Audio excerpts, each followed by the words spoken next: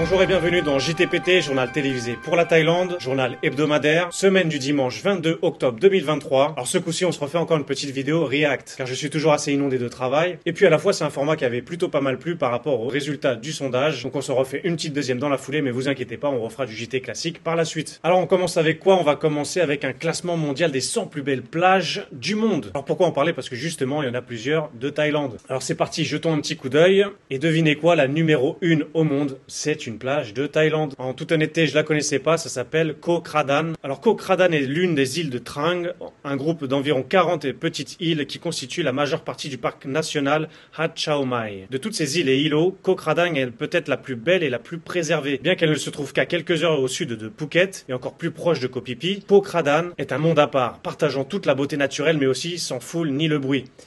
Et malheureusement, je pense qu'après un article comme ça va attirer plus de monde. Donc dépêchez-vous. Les eaux de la mer Andaman qui entourent les îles sont relativement abritées et peu profondes, ce qui signifie qu'elles sont toujours chaudes, idéales pour la baignade. En plus de cela, elles sont limpides, ce qui permet une excellente plongée avec tuba dans les eaux protégées. Une chose à noter cependant est que l'eau est très peu profonde ici à marée basse et vous devez pagayer assez loin avant qu'elle ne soit suffisamment profonde pour nager correctement. Oui, ça c'est un défaut. Par exemple, moi je sais que j'ai mes parents qui viennent régulièrement. Alors quand on veut se baigner sans trop se baisser ou s'asseoir dans l'eau, ce qui peut être assez éreintant, c'est pas pratique. Comme il le précise, là, il faut marcher plusieurs mètres pour atteindre la partie un peu plus profonde. La plage principale de Koh Kradan est la plage paradisiaque qui porte bien son nom, face à l'est. Cependant, il existe une autre plage tout aussi bien nommée sur l'autre côte, facilement accessible par un court sentier à travers la forêt. Donc ça peut être sympa, une petite balade en forêt pour accéder de l'autre côté de l'île pour avoir le sunset. Ou vous pouvez profiter d'une vue paisible sur le coucher de soleil sur la mer d'Andaman. Pour se rendre à Koh Kradan, il faut prendre l'un des bateaux à longue queue, omniprésents, disponibles à plusieurs endroits sur le continent. Si vous envisagez de séjourner sur l'île, il existe plusieurs stations balnéaires allant de l'hébergement haut de gamme mais basique de style, ou ce qu'ils appellent le flash packer, au bungalow de plage de luxe. Ville la plus proche, Sikao. Alors je connais pas, mais en tout cas je vais m'y intéresser, ça peut être intéressant, surtout que c'est pas trop loin de Phuket et de Koh Phi Phi, un endroit que j'aime aller régulièrement. Alors c'est la numéro 1, mais c'est pas tout, il y a plusieurs plages dans le classement mondial. Alors on va faire une petite recherche. Alors, Thaïlande, voilà, on va chercher, ça va aller plus vite. Ensuite, la prochaine, celle-là, je la connais, c'est Railay Beach à Krabi, magnifique. C'est une plage accessible en bateau, très populaire. Donc, quand vous allez du côté de Krabi à Onang, vous prenez un petit bateau et vous pouvez vous rendre déjà sur plusieurs pages et faire tout un petit parcours autour des îles. Donc, Railay Beach en 9e place au classement mondial quand même. Suivante, on a Freedom Beach. Alors là, on est à Phuket, Freedom Beach. Alors, cette plage a été très populaire il y a quelques années. Elle a été exploitée aussi par des commerçants car c'est une zone protégée et ils n'ont pas le droit d'exploiter leur business. Alors, malheureusement, suite à ça, même si on voit la photo est belle, la plage reste toujours belle. Il y a pas mal encore de détritus ou des commerces abandonnés qui sont restés sur place, qui ne sont pas nettoyés. Alors ça peut être assez beau sur les photos, mais en arrière-plan, il y a encore des choses un peu à clarifier. Donc c'est une plage accessible soit par une petite descente dans la jungle. Alors la descente c'est pas mal, mais quand vous devez remonter, c'est un petit peu fatigant, il fait chaud, il fait très lourd, c'est à travers la jungle. Ou sinon, plus pépère, vous pouvez y aller directement via le bateau à longue queue. Vous payez un capitaine et puis il vous emmène et vous ramène à votre position. Ensuite, on a Lem Had Beach, alors celle-là je la connais pas non plus. Koh Yao Yai Island. Donc ouais, elle a l'air très sympa, elle a l'air jolie, atypique avec cette forme de crête et ce banc de sable qui la prolonge. Donc à découvrir. Ensuite en 43e place, on a Ao Thanot Bay. Alors ça c'est une petite plage très naturelle sur l'île de Koh Tao, Koh Tao dans la région de Surat Thani, à côté de Koh Samui, si ça vous parle un peu plus. Il y a Koh Samui, Koh Phangan et Koh Tao. Donc c'est vrai que c'est une des îles les plus belles de la Thaïlande. Tao, ça veut dire tortue en thaïlandais. Il y a beaucoup de chance avec la plongée que vous pouvez croiser des tortues sur cette île-là. C'est pour ça qu'elle porte ce nom. Et c'est tout pour la Thaïlande. C'est déjà pas mal d'en avoir plusieurs dans le classement mondial. Alors tiens, je vais faire une petite recherche sur la France. Ah, rien du côté de la France. Je sais pas, je m'attendais peut-être à Berck Plage, quelque chose comme ça. Donc pour voir tout le classement en détail, je vais vous mettre le lien dans la description, comme ça vous pouvez jeter un petit coup d'œil. Alors je sais, là on arrive dans la période d'hiver en France, là où ça va commencer à faire très froid. Alors désolé, ça va peut-être vous déprimer pour certains, mais ça peut aussi vous donner des objectifs de vacances, vous rebooster un petit peu le moral de voir toutes ces belles couleurs, ces belles plages. Donc allez-y, jetez un petit coup d'œil, ça peut vous donner des objectifs et préparer vos prochaines vacances. N'hésitez pas à écrire dans les commentaires quelle est votre plage préférée, je suis curieux, j'ai envie de savoir, et puis peut-être que je vais en apprendre encore d'autres. Alors toujours du côté un peu plage et île, on va rester dans ce sujet-là. On a un article de thaivisa.fr qui nous dit que le parc national le plus rémunérateur de Thaïlande est celui de Koh Phi Phi, Krabi, avec 270 millions de bahts en une année. Le parc national Hat Naparat Tara Mo Mu Koh Phi Phi de Krabi a vu ses revenus annuels augmenter, atteignant plus de 270 millions de bahts, ce qui en fait le parc national le plus rémunérateur du pays. D'octobre 2022 à octobre 2023, le parc a collecté 276 millions de bahts de droits d'entrée auprès de 1,1 million de visiteurs, une énorme augmentation par rapport aux 72,5 millions de bahts de revenus de l'exercice précédent. Madame Ratchanok a rajouté que les frais d'entrée collectés le mois dernier via le système de billets électroniques du parc avaient augmenté de 46%, augmentation de réservation de 46%. Le parc a également amélioré ses installations, notamment la rénovation des toilettes Maya Bay. Des toilettes? Quoi des toilettes? En tout cas, après Covid, c'est vrai qu'ils ont réaménagé l'île de Maya Bay. Les bateaux ne peuvent plus se poser sur la plage principale. Ils doivent se garer à l'arrière de l'île pour pouvoir rester une trentaine de minutes, faire des photos sur la fameuse plage qui a été célèbre via le film La Plage. Le chef du parc a déclaré que le nombre de visiteurs de parc pendant la haute saison touristique de cette année qui débutera le mois prochain devrait être plus élevé qu'à la même période de l'année dernière. Par ailleurs, le vice-premier ministre et ministre de l'Environnement, Pacharavat Wongsuwan, a déclaré lundi que les plages de 5 parcs thaïlandais avaient été classées cette année parmi les 100 plus belles plages au monde par le World Beach Guide, ce qu'on a parlé justement précédemment. Donc c'est vrai que Koh Phi Phi c'est une destination toujours phare. Si vous voulez toujours des belles images de la Thaïlande, les plages, les eaux turquoises, le snorkeling, les plongées, et c'est une île très atypique parce que tout se passe à pied, il n'y a pas de voiture, bon il y a des locaux qui ont des motos, mais tout se passe à pied. Il y a plein de petits commerces, restaurants. Alors moi ce que je conseille toujours à mes amis ou des gens qui visitent la Thaïlande, c'est d'y rester au moins 2 nuits. Parce que si vous comptez déjà les allers-retours en ferry, ça prend déjà du temps, c'est fatigant. Et le fait de rester 2 nuits, vous pouvez avoir une journée complète sur l'île pour faire un parcours total en bateau. Vous prenez un petit capitaine de bateau avec un bateau long tail et vous choisissez le parcours que vous faites. Tout ça, ça va vous prendre au moins une grosse après-midi. Donc c'est pareil, après ça vous êtes fatigué. Et après une grosse après-midi, déjà les bateaux pour rentrer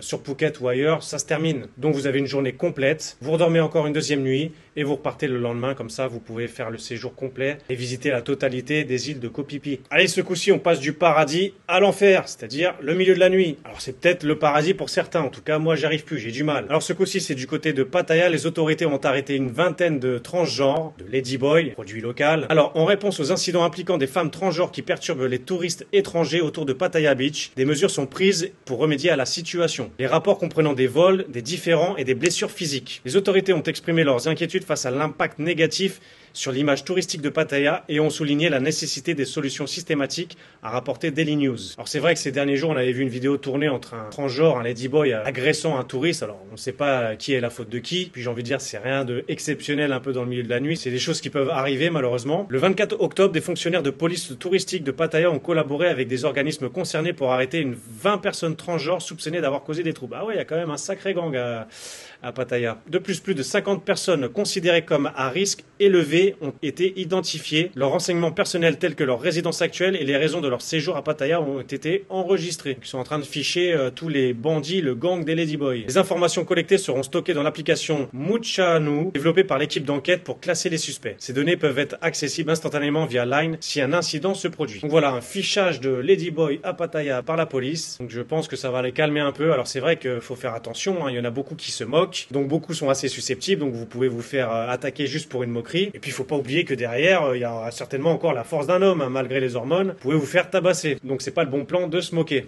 Alors toujours dans le milieu de la nuit, on avait déjà parlé dans un JT précédent, donc l'extension de 2h à 4h du matin est actée. Donc vous pouvez rester 2 heures de plus en boîte de nuit. Du côté de Pattaya toujours. Donc voilà, ils ont démarré cette nouvelle horaire, mais qui existait déjà auparavant, avant Covid. Malgré ça, on voit quand même un article qui dit que la majorité de la population trouve que ça ne sert pas à grand chose. Il y a eu un sondage de fait avec 1310 personnes et la majorité pense que cela ne va pas forcément ramener plus de business, ce qui est l'avis totalement inverse du gouvernement. C'est pour ça qu'ils ont mis en place cette mesure à nouveau. Pendant les 2 dernières heures, c'est-à-dire de 2h à 4h du matin, c'est là où il se trouve le plus d'incidents. Les gens boivent encore plus, ils sont encore plus alcoolisés, donc ça génère encore plus de problèmes par la suite. Donc les boîtes de nuit vont être contentes, les gens, les touristes certainement vont être contents, la population locale, les moins. Voilà, pas faire plaisir à tout le monde.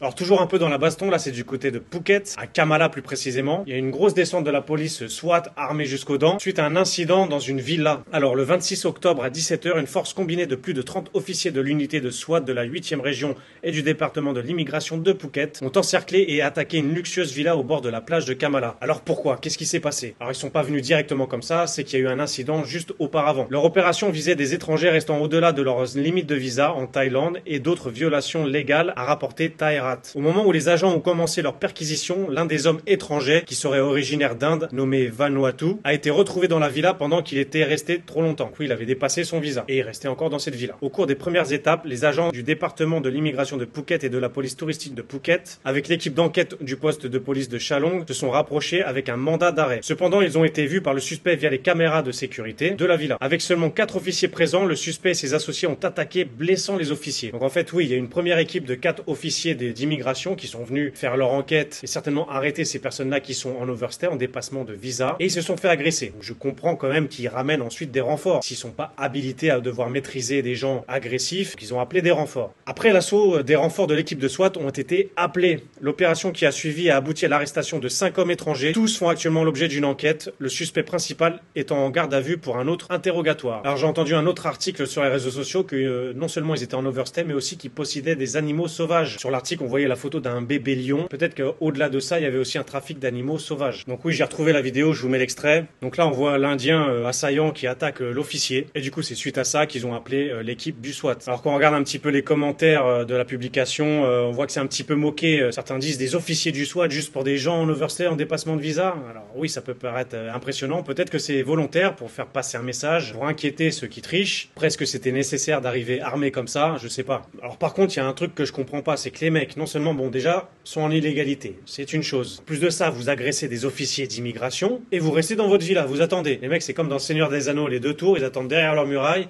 ils attendent la bataille.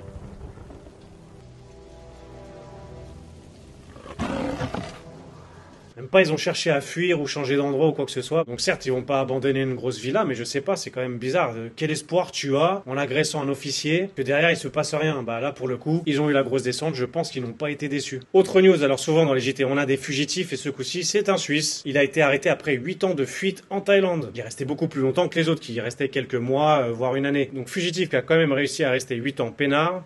Donc le 25 octobre, la police thaïlandaise a appréhendé Alfred, un Suisse de 64 ans, dans le district de Kalasin. Il a été arrêté à Pong Tong, région de Muang, à la suite d'un mandat d'arrêt relatif à la fabrication et la vente illicite de substances contrôlées en Suisse, a rapporté Daily News. Les infractions comprennent la production et la vente de drogues améliorant les performances souvent utilisées dans la musculation, les stimulants de performance sexuelle et les suppresseurs d'appétit. Les autorités suisses avaient précédemment sollicité la coopération de la police thaïlandaise après que des preuves ont fait surface que le réseau d'Alfred avait gagné illicitement des millions de bahts thaïlandais entre 2012 et 2014. Oui, forcément, s'il vend des choses assez illégales, il a fait de l'argent aussi illégal, et comme ça regroupe plusieurs millions, ça fait tilt. Donc triste retraite pour monsieur Alfred de 64 ans. Donc je sais pas s'il va faire la prison en Thaïlande ou en Suisse. En tout cas, après 8 ans de tranquillité en Thaïlande, il va y avoir beaucoup moins de lumière, beaucoup moins de soleil pendant quelques temps, je pense. Toujours en parlant de fugitifs, si vous voulez arrondir votre fin de mois, il y a une récompense de 100 000 bahts pour rattraper ou donner des infos à propos d'un malfrat qui s'est enfui. Alors quelle est l'histoire? Le fugitif Chavalit Tongchuan, 37 ans, a été condamné à 21 ans et 3 mois de prison pour vol qualifié et utilisation d'armes à feu vendredi dernier. Il a été amené de la prison à l'hôpital pour des soins dentaires et la technique qu'il a utilisée, c'est de faire semblant de s'évanouir pour rester une nuit supplémentaire sous surveillance. Et pendant la nuit du 20 au 21 octobre, il s'est enfui. Il a également réussi à changer de vêtements et a simplement quitté l'hôpital sans que personne ne l'arrête. Selon le rapport de la police, plusieurs affaires pénales sont toujours en cours contre Chavalit, malgré déjà ses 21 ans de prison, notamment pour trafic illégal de stupéfiants, blanchiment d'argent et meurtre. Donc 100 000 bahts pour un type comme ça, là, qui a déjà 21 ans, plus peut-être accusé de meurtre, etc. 100 000 bahts pour le capturer, je trouve ça au final pas cher payé, vu les risques. Chavalit se trouverait désormais à Satun. Il aurait précédemment tenté de traverser la frontière avec le Myanmar. La police soupçonne désormais qu'il tente de traverser la frontière avec la Malaisie. S'il ne bénéficie pas de nouvelles complicités au sein de la police, il sera arrêté. Donc ouais les gars, bonne chance. Si ça vous tente, en tout cas on voit pas trop sa photo pour un coup. Souvent on voit dans les news, on voit les visages des gens plus les noms. Là on voit un peu une photo floutée de caméra de surveillance, on n'a pas mieux que ça. En tout cas bonne chance si vous voulez tenter une capture pour toucher les 100 000 bahts. Ça fait à peu près 27 000 €. À vos risques et périls. Autre news, un article parle de l'IA thaïlandaise avance grâce aux Coréens. Le principal opérateur de téléphonie mobile de la République de Corée a annoncé lundi 22 octobre qu'il travaillerait avec la société thaïlandaise de technologie et communication formation Jasmine Group pour créer un service de modèle de langage étendu LLM basé sur la langue thaïlandaise. Alors on va pas lire tout l'article parce qu'au final c'est pas très intéressant, c'est un peu technique, on n'apprend pas grand chose, on apprend juste qu'il y a une collaboration entre la Thaïlande et la Corée pour développer cette nouvelle technologie qui est omniprésente. Je pense que vous en avez tous entendu parler ou utilisé peut-être. Moi j'utilise aussi assez fréquemment, notamment pour faire des créations d'illustrations, comme j'ai déjà posté dans différents JT, ou par exemple mon dernier tableau que j'avais créé avec cette IA, mon Picasso personnalisé. J'utilise aussi une autre intelligence artificielle pour générer des sous-titres et couper des vidéos. Alors ça coupe automatiquement des parties de mon JT. C'est pas toujours parfait, des fois je suis obligé de recouper moi-même, mais c'est déjà au moins bien pratique pour les sous-titres. Alors bien entendu, tous les gens qui vous parlent d'intelligence artificielle gratuite, il y en a pas. Ou alors vous allez pouvoir faire un essai très court ou très limité. Au final, vous allez avoir très souvent des abonnements à payer. Ou alors c'est des crédits à acheter, vous mettez 10 € et vous pouvez utiliser l'intelligence artificielle. Si vous voulez savoir celle que j'utilise notamment pour générer les sous-titres et couper des vidéos, je vous mets le lien dans la description. Vous pouvez faire un essai, je crois, et le reste faudra payer. En tout cas, c'est vrai que c'est un domaine en pleine expansion, c'est que le début des intelligences artificielles, et à force de les utiliser, on les nourrit et elles vont devenir de plus en plus puissantes et efficaces. Alors il existe plein d'autres types d'intelligence artificielle. Il y a des intelligences artificielles qui copient votre voix, qui peuvent vous faire parler en différentes langues, italien, anglais, chinois, ce que vous voulez. Il y a aussi celles qui créent des deepfakes, c'est-à-dire qui prennent l'apparence de quelqu'un en le mettant sur le corps de quelqu'un d'autre. Et l'effet est assez bluffant, même si on peut voir que ça a été généré par l'intelligence. Mais tu voudrais qu'elle soit ta reine ce soir. Toi les rois, tu t'en fous, c'est pas ce qui te plaît. Mais voilà, je pense que dans le futur, ça va être de plus en plus difficile à déceler ce qui est du vrai et du faux. Donc attention, il faut encore plus se méfier qu'avant sur les réseaux. Alors avant de terminer ce JT, deux événements principaux ce week-end. Donc le combat de Francis Ngannou vs Tyson Fury. Donc au moment de l'enregistrement, on est samedi. Donc c'est ce soir dans la nuit, vers 3-4 heures du matin pour la Thaïlande. On va essayer de pas dormir. Et second événement, c'est le week-end d'Halloween. De plus en plus populaire dans le monde entier. Très fêté aussi aux États-Unis, notamment ce monsieur qui va peut-être un petit peu trop loin. Parce que bon, faut dire ce qui est, beaucoup d'enfants aiment bien fêter Halloween. Donc quand ils vont voir ce gros massacre devant chez lui, un peu choquant quand même, non? Allez pas vous plaindre après que vous avez des détraqués dans votre pays. D'ailleurs, il y a eu récemment encore une fusillade d'une vingtaine de morts, commis par un instructeur militaire d'armes à feu. Alors le mec, il s'y connaissait. Et jusqu'alors, il était toujours en cavale. Donc bref, revenons sur Halloween. C'est plutôt une fête où normalement on s'amuse, on se déguise. Mais certains, vous avez même pas besoin de déguisement, hein. Allez-y comme ça, vous allez faire sensation, hein. En tout cas là, avant de terminer, une dernière vidéo où un agent de sécurité pensait peut-être que c'était un déguisement, mais non, c'était un vrai ours, aperçu dans les cuisines d'un hôtel de luxe. L'agent de sécurité s'approche et se fait éjecter comme un malfrat. Alors pour le coup, l'agent de sécurité a besoin d'un agent de sécurité parce que là, face à l'ours, il a pas fait le malin. Donc lui, c'est bon, je pense qu'il a déjà fêté Halloween. Allez, c'est tout pour ce JT, merci d'avoir regardé jusqu'au bout, merci aux nouveaux arrivants sur mes réseaux sociaux, Instagram, TikTok ou ma chaîne YouTube. Continuez à vous abonner, à liker, à commenter, c'est gratuit et ça m'aide à monter ma chaîne. Objectif, les 400 abonnés. Et j'ai pas oublié le festival végétarien que je vais vous donner en vidéo d'ici les jours qui suivent. Mon planning étant un petit peu serré, j'ai pas eu le temps de finir de la monter. Dès que c'est prêt, je vous envoie ça. Donc mettez la petite cloche pour avoir la notification quand la vidéo va être postée. Vous allez être tenu au courant. Et merci à vous, bon week-end à vous, bon Halloween. Fêtez bien, mais pas trop. Une bonne semaine, prenez soin de vous et à bientôt. Ciao!